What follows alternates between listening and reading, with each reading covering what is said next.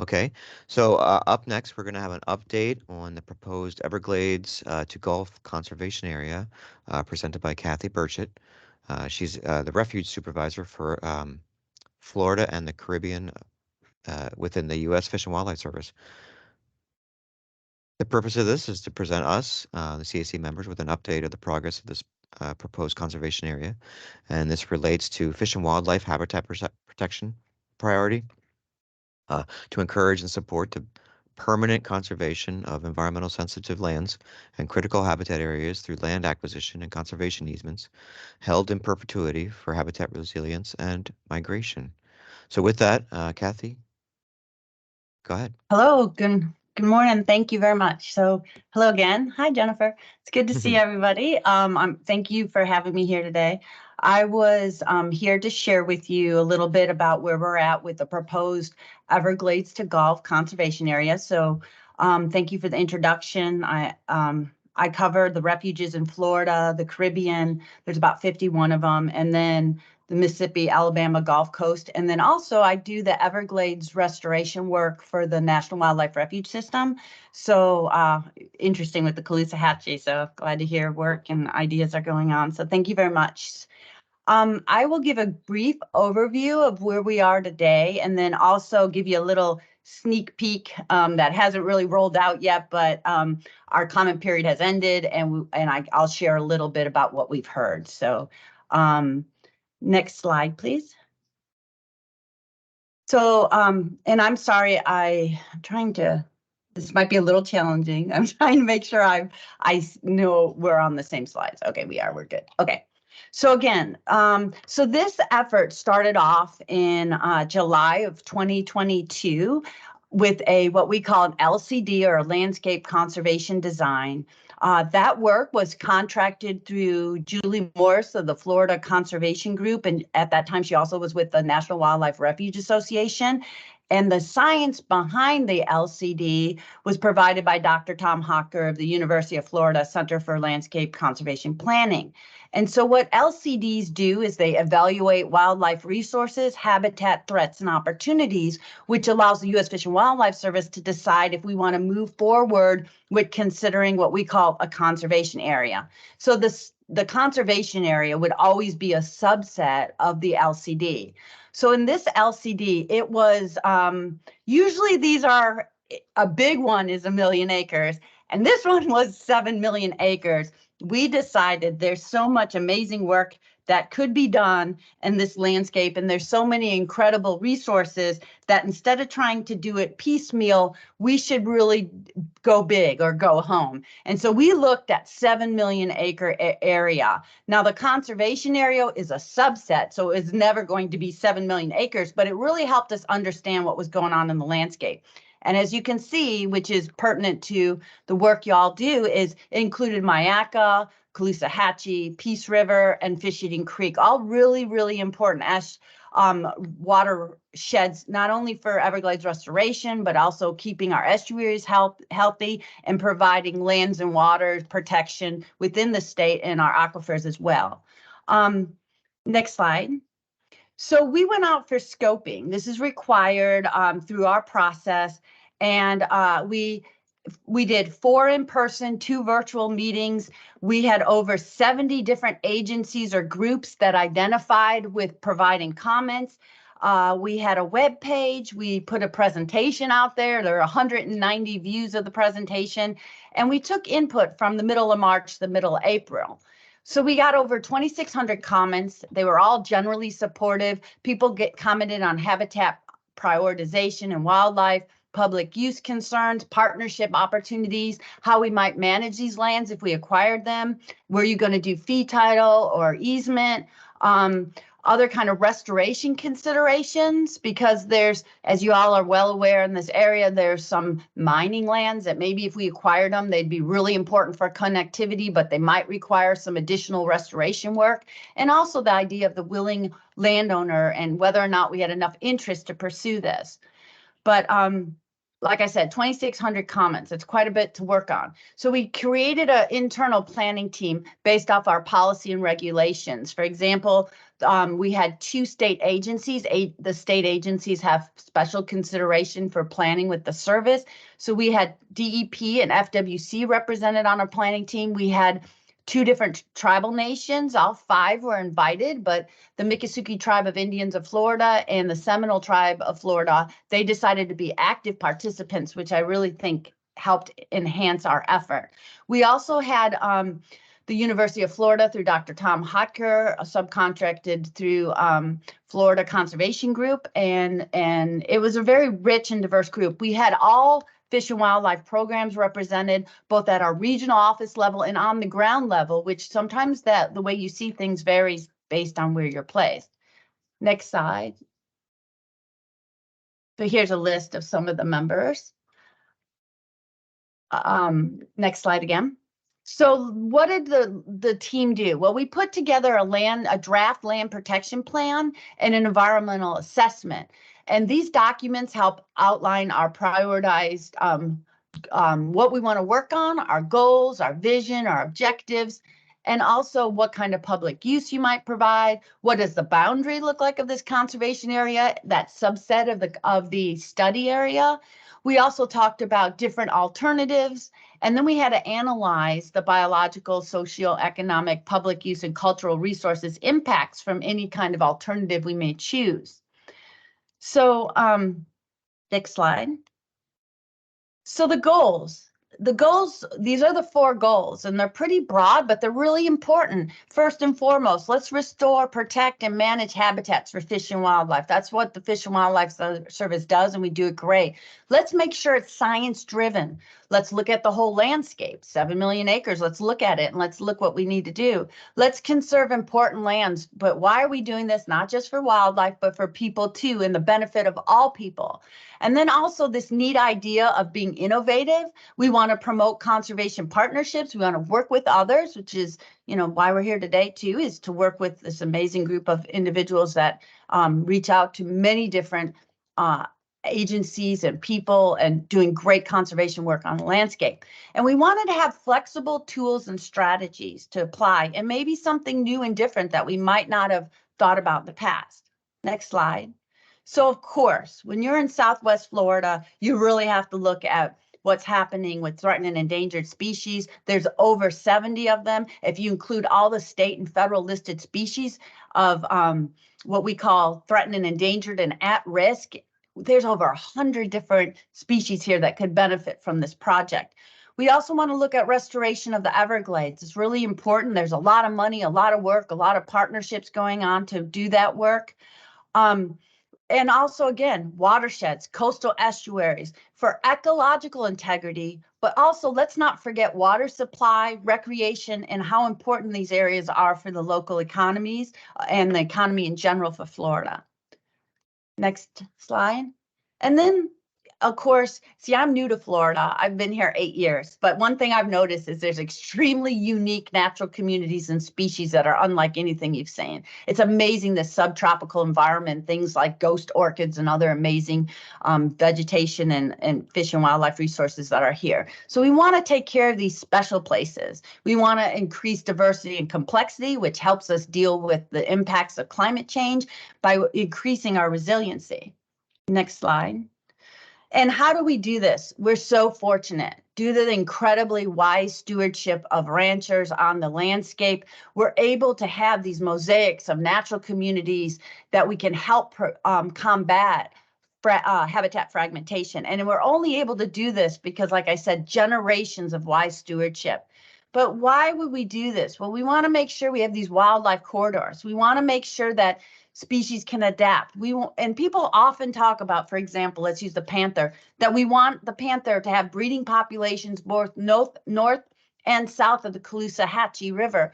But not only that, we want to make sure species can move from coastal areas inland, because as sea level goes up, we know that these areas are going to be flooded and no longer available. So we want to make sure we preserve these west to east corridors as well for shifts of habitat.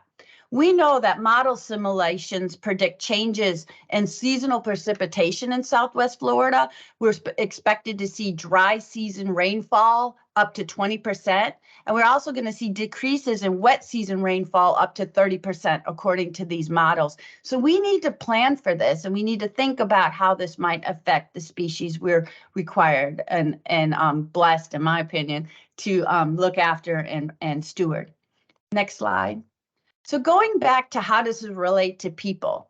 Well, it relates to people by, we have objectives about fostering existing partnerships, developing new partnerships, also the strong interest by both the Miccosukee tribe of Indians and also the Seminoles about let's provide opportunities for tribal nations. We want to conserve these special cultural sites only, and I just want to be clear here, we would only be doing this kind of work on fee title lands that we may acquire, but we want to provide cultural, traditional, and medicinal use opportunities along with like what we're accustomed to doing, which is wildlife dependent recreational opportunities.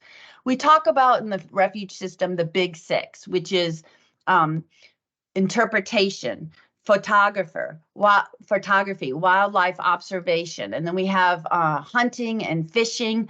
And these are the ones that we're really accustomed to providing opportunities for, but we want to look at all wildlife dependent recreational opportunities. So what did that subset look like? Next slide, please.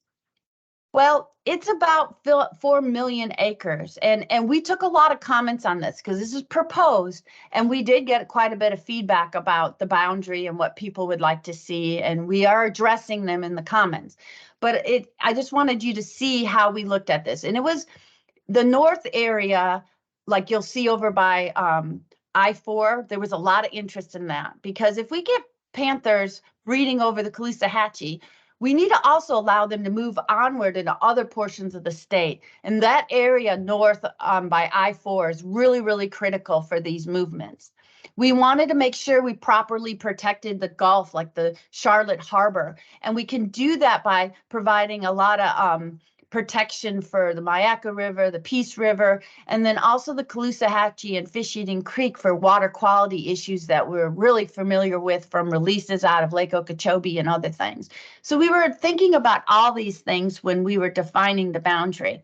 The tribal nations, although they have committed to being strong partnerships if this project is approved, they did want to be removed from the conservation area. So you'll see a couple little cutouts. Those are tribal lands that have been removed. But generally speaking, we're looking at everything within that interior boundary.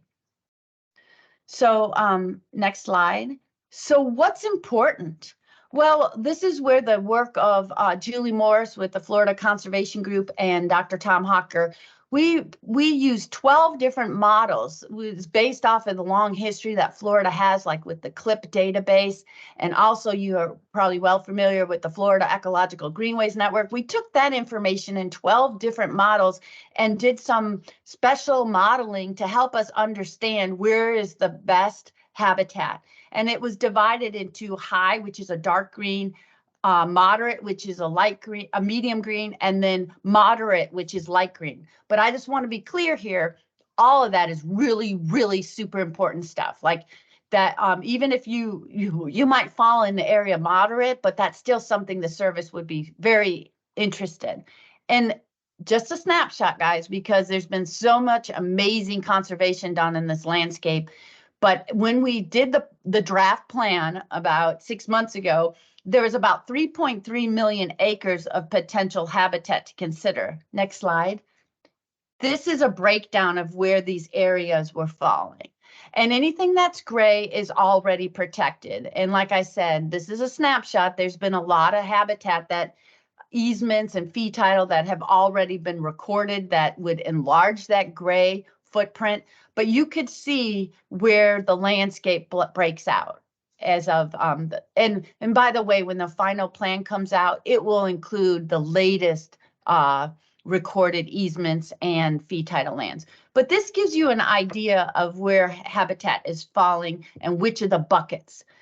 But what's most important for the service is, yes, it's ecological priorities. Secondary is whether or not we have a willing seller, right? We could have the best habitat in the world, but if that person doesn't want to sell, we do not condemn land. We would only work with willing sellers. So that sometimes shifts which priority and which bucket or tier we might be working in. Next slide. So let's talk about how important and how quickly we need to do this. So we did a threats analysis that you could see. It's based on the Florida Future Land Use. It was from the 2070 trend database. You know, there's more than 1,000 people a day. I like to shock people and say, Miami a year, folks, that are moving to Florida. But the darker the red, the greater the threat is. So you can really see in this model. And this is talking about development. But we've got other things to talk about. There's 1,200 species that are tracked by the Florida Natural Areas Inventory and that are housed within the Florida Resource and Environmental Analysis Center at Florida State University. 25% are likely to lose at least half of their current habitat due to sea level rise alone. So this is really important stuff. We got to make sure that we know what the urgency is, and we need to make sure that we're working in the right places. So this really helps us understand urgency and where.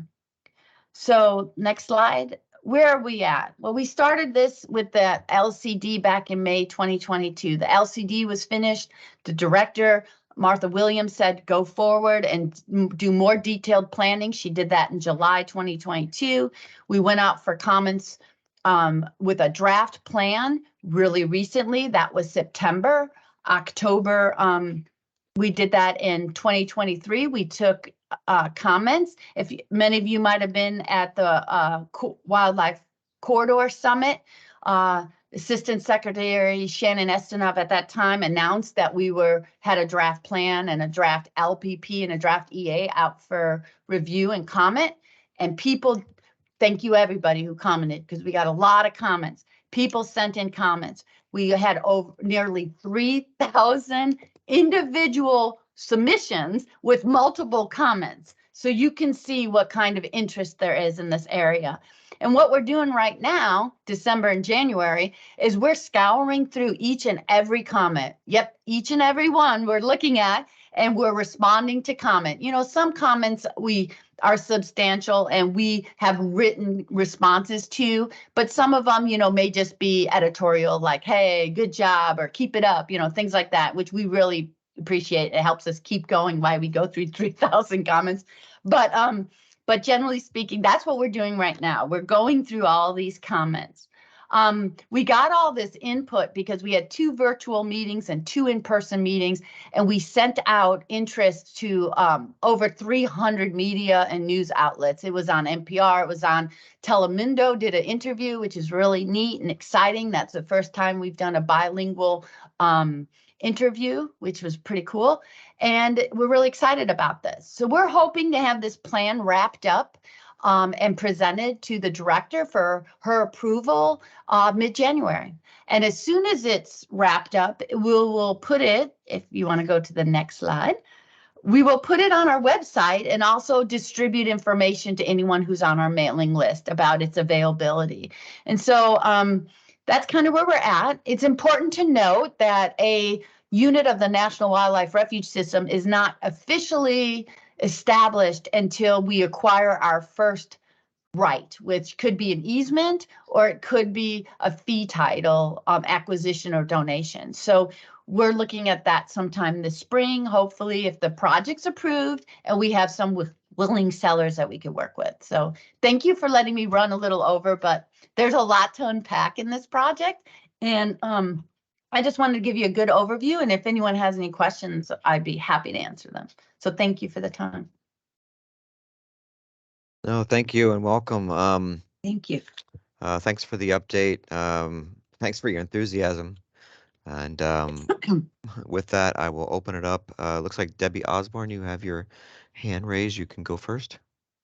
Thank you, Kathleen. That was a fabulous overview. And again, shows how important this area is, most of which is in the CHNEP watershed, which is really fabulous. So we should feel responsible. And I work for a land conservancy, Conservation Foundation of the Gulf Coast. There's other organizations here that do land conservation. If we're working with landowners, can we just, what's the best step now at this place? Some of them have already tried to get through state funding or local government funding, or there isn't local government funding. So you are a new opportunity for us. Do we Right. just, So what's the if it's method? approved, so we have to, like, let's hope and that it is approved. If it's approved in January 15th, the next step would be to reach out to, this would be the typical, to reach out to the project leader / refuge manager in charge of this conservation area, because it's brand new and hasn't been approved. There's no one assigned yet. So you could send something to me on the website. There's also the planning contact. So you could send a message, they could send a message to the planner, because what will happen, the way we do this is we're very enthusiastic. One thing we don't have a shortage of in Florida, I've worked all across the country, and sometimes we were knocking on doors trying to get interest of willing sellers. We don't seem to have that problem in Florida, thank goodness, because people are excited and enthusiastic to protect their lands. So you can submit it, and we have a list, and we will evaluate it based on criteria. And the criteria is available in that draft LPP, and it will be repeated in the final LPP. So you could kind of see what we're looking for. The greener it is, the better it is. But it's really interesting. Connectivity is really important. So maybe it's not green because it needs to be restored, but it's absolutely critical for a corridor. That's going to rise in importance and priority. So please, if you have interested folks who have exhausted other opportunities, ask them to reach out. They can send interest to me. I will put them in contact with the project leader if it's approved, and also our realty specialist. And eventually that's the kind of thing that would go directly to the project leader, refuge manager, and the realty folks to keep track of and evaluate. So, and I'm sorry, that's a long answer, but great question. Thank you. All right, thank you. Jennifer, you had a question or a comment? Well, first, I just want to thank you, Kathleen, for taking the time out of your very busy schedule to share this information. I know many of us are hanging on every word. We put out action alerts through the CHNEP to engage the full partnership, to express their support. And I know we send a technical comment letter as well as just a general letter of support in. So we're very excited to hear that this is progressing, and we really appreciate how the service has worked with the CHNEP to utilize the habitat restoration needs plan that the collective partnership worked on for several years, to try to come up with one comprehensive land conservation vision for our region. So we checked your draft plan, and we were so pleased to see that almost all the areas that were in the HRN were also identified in your plan for conservation as part of the conservation area. So just want to express our gratitude, and just let us, if you have any words of advice of how we can support your efforts going forward, please don't hesitate to let us know now or later after this meeting, because we want to continue to strongly champion this effort. Thank you, Jennifer. And thank you and it means a lot. Like, y'all showed up several times. You personally were in the audience of the meetings, and it really does make a big difference. And thank you for that very thorough commenting, because it did help us. It reaffirms we're on the right track, right? All the hard work you already put together, and we're finding the same thing. It's like bingo, bingo. We know we're in the right places doing the right work. So thank you so much for that. And I will let you know. And because once it's approved, it kind of puts us in a different phase, right? Then we got to figure out how are we now going to move forward with being able to purchase these things, which is always a great challenge, but something that we're akin to dealing with that. That's not new news. Well, we know Julie Morris, who sits on this committee, couldn't be here today, but generally is very involved with the CAC, will keep us hooked in too, and that she has great connections with some of the landowners. But we also have people right now, Tom Palmer, all the way up in Polk County. We have the whole stretch represented. So, I definitely see us as a great vehicle for implementing the vision that once you guys get it fully approved. So Thank you Thank for you. keeping us in the loop. All right, Church, you had a comment or a question? Yeah, I have a question. Well, first off, I think this is a great program, but my question is about the funding. Because, if you were to purchase all you wanted to purchase, well, that's probably hundreds of millions of dollars. So how much is funded, and is there a chance, I mean, how secure is that funding also? That's a great question. And so there's many different ways to fund a project like this. The most common way we do it is through Land Water Conservation Fund, which is receipts from oil and gas, right? Like from drilling, they put it into a fund. America Great Outdoor Act allowed full funding of $900 million a year of that, which is really great stuff.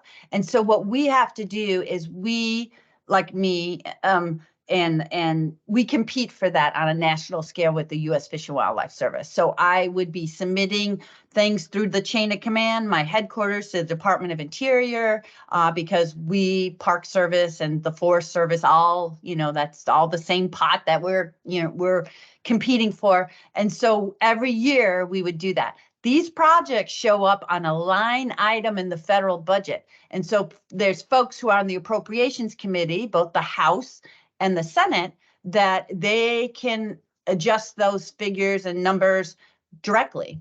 The president comes out with the president budget and they'll list the priorities, but it's not uncommon then for the House or the Senate to further refine their priorities. So that's kind of how this project would need to show up on that LWCF list, the annual LWCF list. And so, and as you all know, $1 million I worked in these areas, so I'm not trying to pick on it, but $1 million in rural Wisconsin can go a real long way. $1 million in Florida barely touches anything, right? So our projects tend to be big dollars, like 6 million, $4.5 million. That's why a lot of times we need to piecemeal multiple years of LWCF in order to acquire something, like in the Everglades headwaters.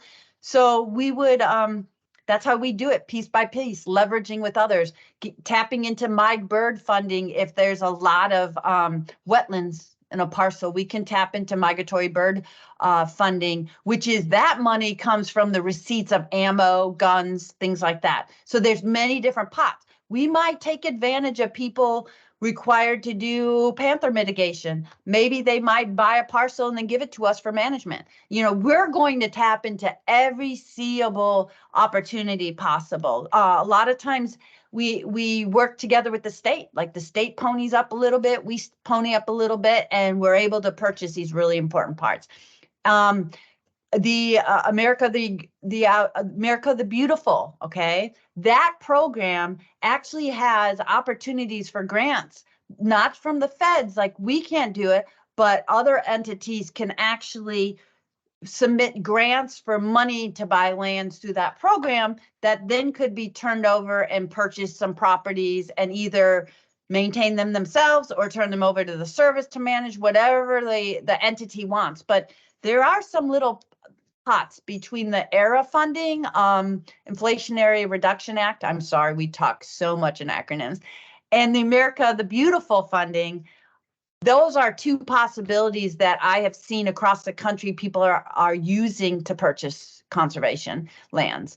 Now, it might not mean we're the holder, but to me, conservation done is conservation done, and we're all in this together, and we all need to work together. And so, but that's a new funding source. Whether or not it continues on, these are crazy times right now, right, with the politics and the election coming up. But boy, that program has been really great. Like I've seen other states applying for funding and then purchasing lands through that ability, and also NGOs and others like DU and others, so Ducks Unlimited and others. So just throw that out there. And as I learn about stuff like this, I'll make sure I share it with groups like yours so that you all can find out about it. But that one's kind of new. This last round of America the Beautiful, those type of projects started popping up, and I'm like, ooh, that was a missed thing. We should have probably been on a little better. But yeah, I'll keep my ears to the ground or make sure share that. Does that answer your question?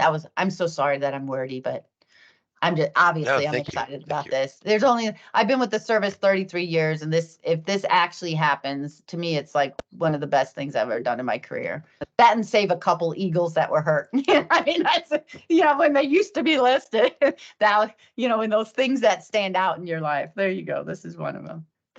When all the other one is saving key deer from screwworm. That was a very difficult challenge as well. All right, thank you. Looks like Debbie, you had another comment? And I was going to ask about the funding as well. And so and it kind of builds on what Jennifer said, a role for our committee and our members is to lobby for LWCF, to lobby at the federal level, to write letters of support. I don't know, I believe at least one of our US senators supported it, and perhaps several of our representatives did, congressmen, but I don't know if CHNEP can actually lobby. Obviously, Fish and Wildlife Service can't lobby, but we can as individual organizations and as individuals. So the only way these will really get, land will get conserved at scale is if we make a real mark in getting great projects with congressional support. Yeah. And sometimes I notice people want to focus on one side of the aisle. And what is so beautiful about conservation is it seems to be purple, right? It seems everybody and maybe even green. so everybody supports it, which is a wonderful thing because it's we've seen, for example, at Everglades Headwaters National Wildlife Refuge and Conservation Area, we've seen consistent support no matter what. And that's partially about that support from the appropriators and who's on those committees. Yeah, it makes a big difference. It really does.